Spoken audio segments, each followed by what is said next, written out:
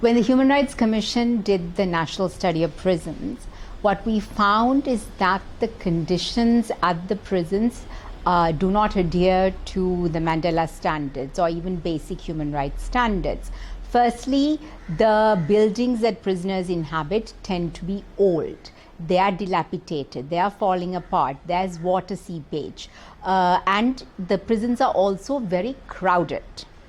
Other than that, you find that access to water is limited. They get water only certain hours of the day.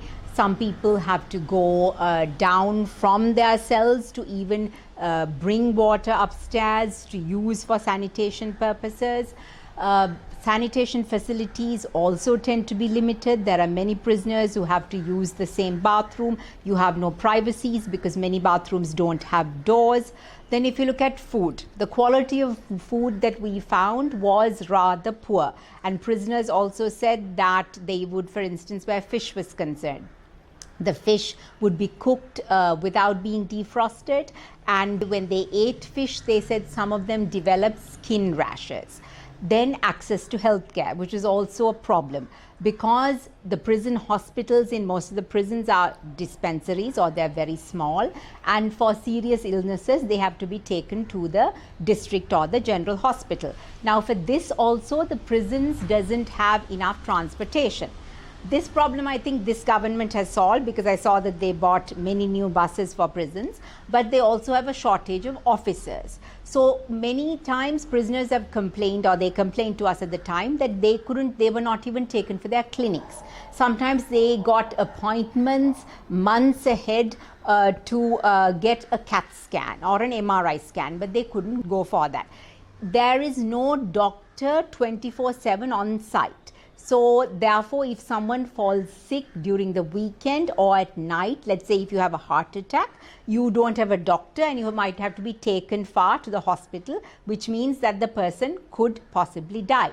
So these are some of the conditions that we found in prisons. Firstly, I think we must go to the fundamentals. In that, the response of this government has been, because prisons are in bad conditions and because prisons are overcrowded, let's build more prisons. I disagree. I think what we should be working towards is closing all the prisons we have. And that can be done through many means. One of them is, I think, for instance, we should not be imprisoning people because they are poor and because they can't pay fines. Many of the people in prison were people who were there because they could not pay fines. I think there are other reasons why people end up in prison. Like, for instance, young boys get into a fight and because of that, then they are remanded. I think for every incident or any incident of violence or some sort of disruption that happens in society, our instinct is let's arrest the person and let's put the person in prison, which is why you have so many people in prison who should not be in prison. Right? So I think that is how we should approach it. We also have another law which is called the Community Corrections Act. So if it is an offense for which imprisonment is not mandatory, where the sentence is less than 2 years, then the person can be given a community corrections order and does not need to be sent to prison. So there are many ways in which you can reduce the prison populations and also reduce the number of prisons. If you do this, then I think the conditions you would be able to adhere to the Mandela standards, and also the budget perhaps would become much less, it would reduce. Therefore, I think we must try to find ways of reducing or shrinking the society to prison pipeline, as I call it. Less people should go to prison. We should close down prisons. That's how you solve this problem.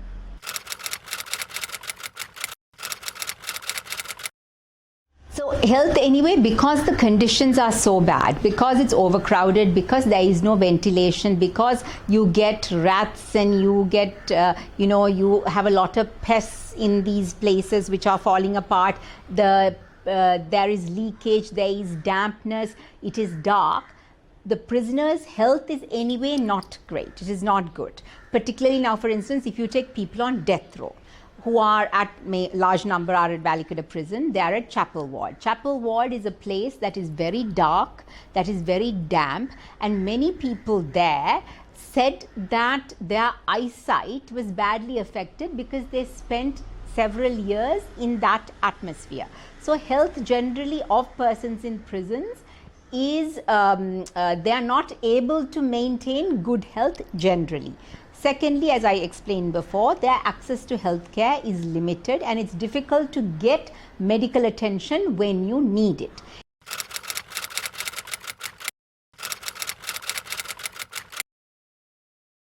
During COVID, the situation will be much worse, and the health of persons in prisons will be put at jeopardy, placed in jeopardy because of overcrowding. They cannot maintain distance. Because they have limited access to water and sanitation, they cannot wash their hands. They do not have access to enough masks. Therefore, their health will be in crisis. And also, because persons in prisons are not on the priority list, even if they fall sick and the hospitals become overcrowded, do you think they will prioritize and give beds to these persons? No, right? Most likely they will be last on the list. So I think persons in prisons are very vulnerable anyway, but during COVID, I think they are extremely vulnerable. The government did do one good thing in that over the past about 8-9 months, they've released thousands of people. Persons who were in prison because they could not pay fines were released. People who were in prison for minor offences were released. And the government is also tried to give bail for as many people as possible, particularly people like in prison for non-bailable offences or offences for which you had to go to High Court to get bail, and if it was difficult, they have given bail. So they did reduce the population from about, I think, 25,000. It was brought down to 18,000. But it is still at nearly 19,000 persons, which is still overcrowded.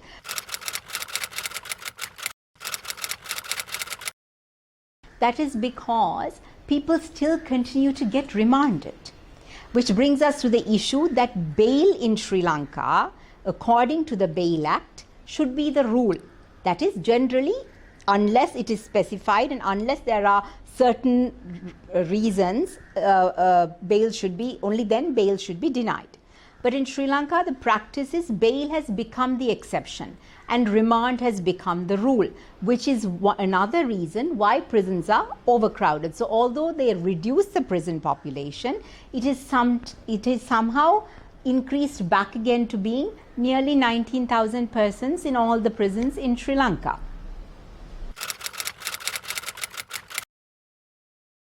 What we found in prison is that violence is a normal everyday thing. And that is because the prison officers think that violence is the main way in which you maintain discipline, you maintain order, and it is also how you punish people. All of which is clearly illegal, not according to law, not according to our constitution, not according to the Convention Against Torture Act, but it still happens.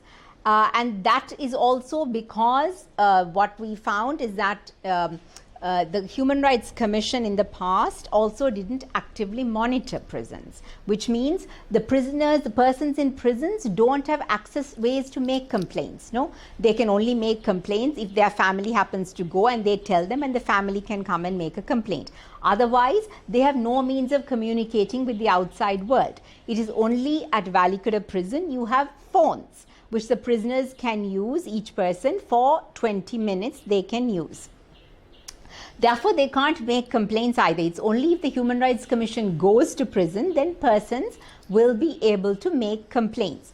When prison officers get used to perpetrating violence and there are no repercussions, they are not held accountable, they think it is normal and they will continue to do it.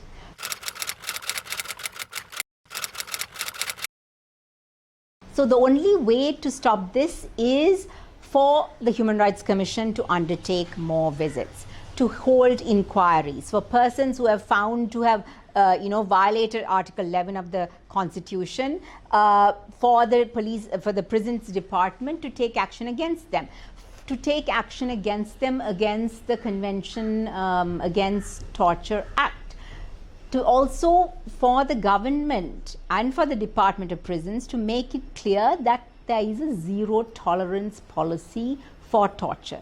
That torture is something that is illegal, immoral, humane, and should not be done. But for that, I think we also need a society and government and state institutions that respect the rule of law, and that we don't find. So until we have that, I think this is going to be a huge challenge.